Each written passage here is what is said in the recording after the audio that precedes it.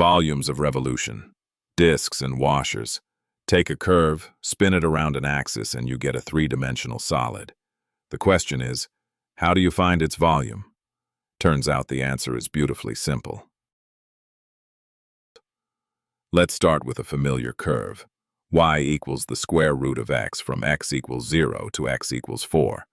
Now imagine grabbing this region and spinning it around the x-axis like a potter's wheel. What you get is this smooth, trumpet-shaped solid. It looks complicated, but here's the key insight. We can figure out its volume by slicing it up.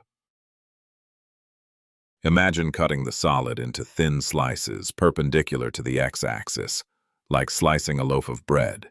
Each slice is a thin circular disc. What's the radius of that disc at any position x? It's just the height of our function, the square root of x. And since we know the area of a circle is pi r squared, each disc has area pi times the square root of x squared, which simplifies to pi. X. The thickness of each disc is d. Now we just add up all those thin discs from x equals 0 to x equals 4. That's an integral.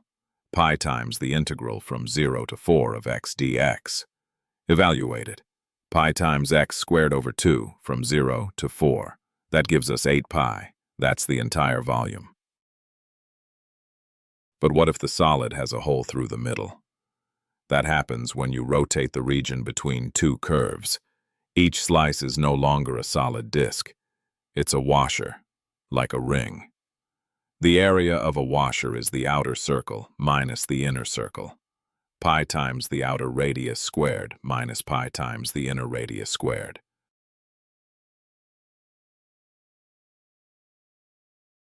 Which integral gives the volume? Pause and think.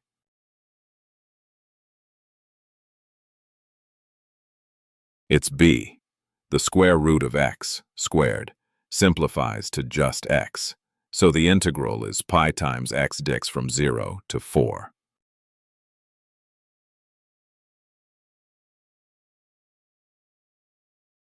Spin, slice, integrate.